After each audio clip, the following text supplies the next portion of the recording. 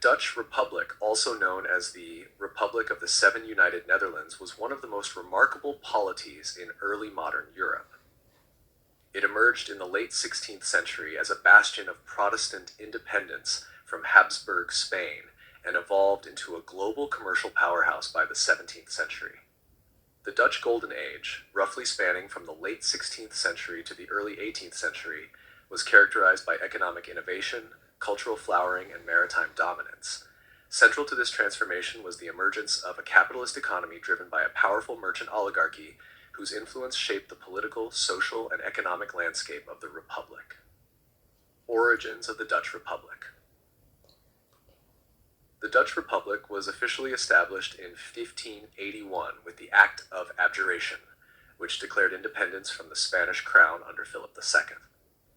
The struggle for independence, known as the 80 Years' War, 1568 to 1648, had both religious and political dimensions.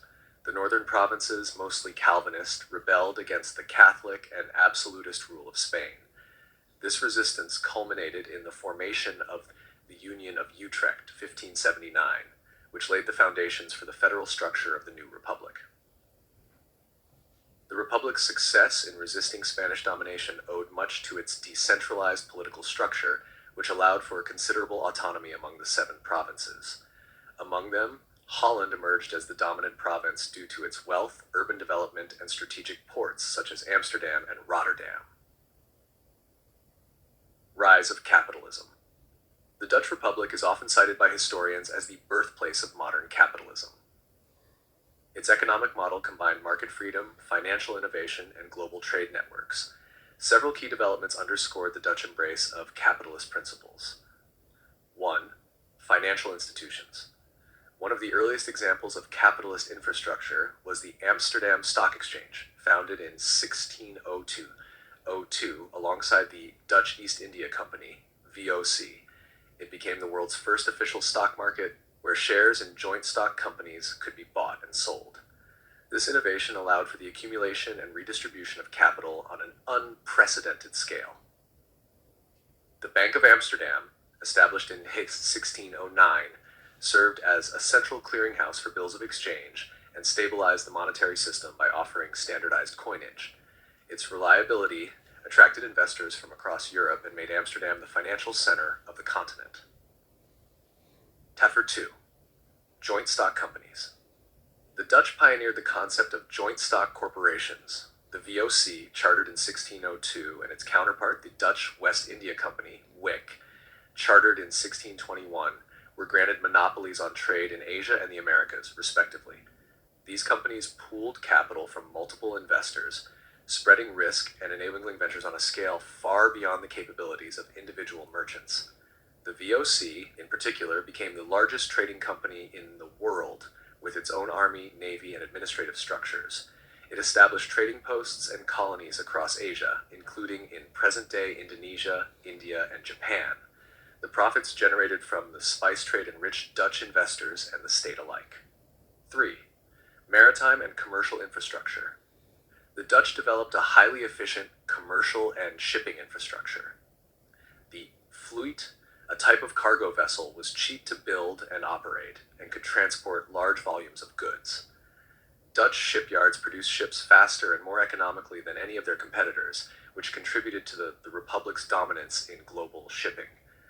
The country's extensive canal networks and port facilities facilitated the rapid movement of goods within and beyond its borders.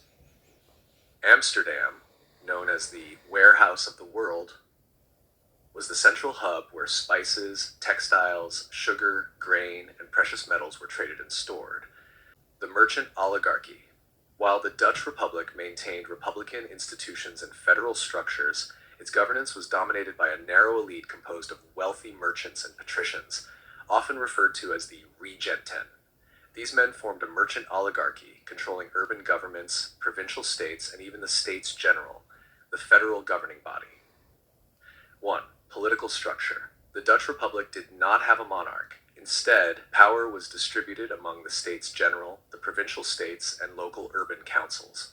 However, in practice, these bodies were dominated by regenten families who held key offices in perpetuity. Political office was not open to the general public or even to the broader bourgeoisie.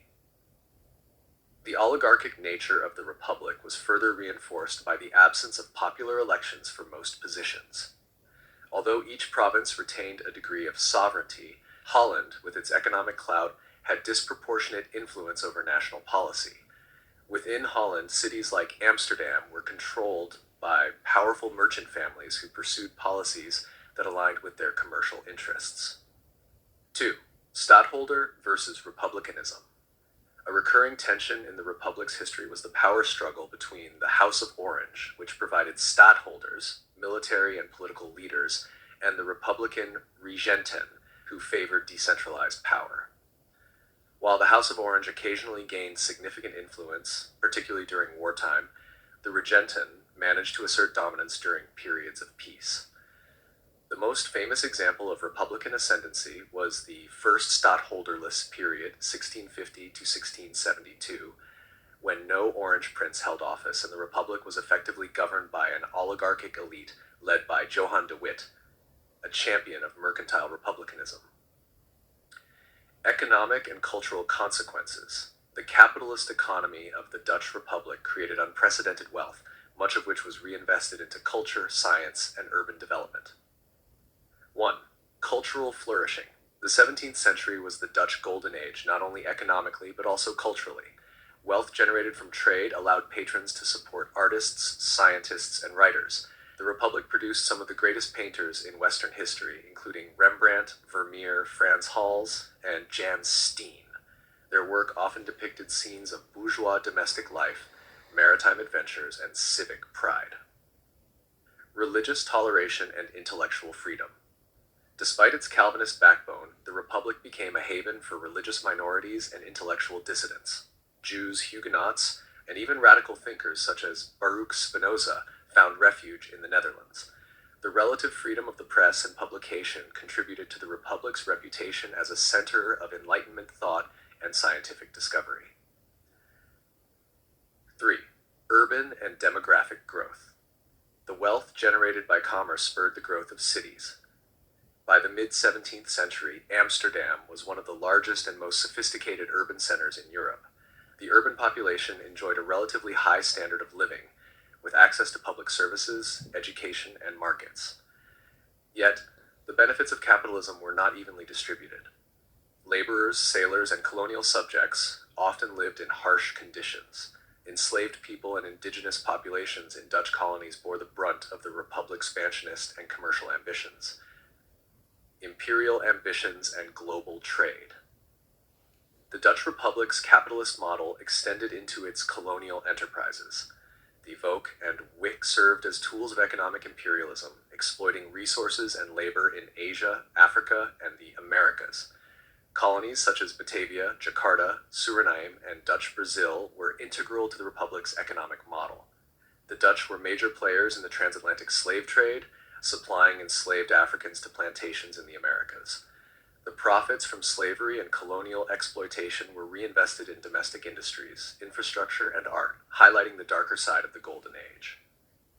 Decline of the Dutch Republic. By the early 18th century, the Dutch Republic began to decline.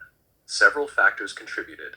The Anglo-Dutch Wars, mid-17th to early 18th century, severely weakened Dutch naval power and trade dominance. The rise of England and France as centralizing mercantilist states overshadowed the more decentralized and merchant-dominated Dutch system. Internally, the Republic suffered from political stagnation, as the Regenten elite became increasingly hereditary, complacent, and resistant to reform. Despite attempts at revival, such as those during the Patriot Revolt of the 1780s, the Republic eventually fell under French revolutionary influence. In 1795, it was replaced by the Batavian Republic, a client state of revolutionary France. The Dutch Republic stands as a pivotal case in the history of capitalism and governance. It pioneered financial instruments, global trade networks, and commercial innovation, all while being ruled by a merchant oligarchy rather than a monarch. The Regenten class turned the Republic into a capitalist powerhouse, but their dominance also entrenched social and political inequality. The Republic's legacy is complex, a beacon of cultural and economic dynamism, but also a product of exploitation and exclusion. As such, it provides a rich field for understanding the relationship between commerce, politics, and society in the early modern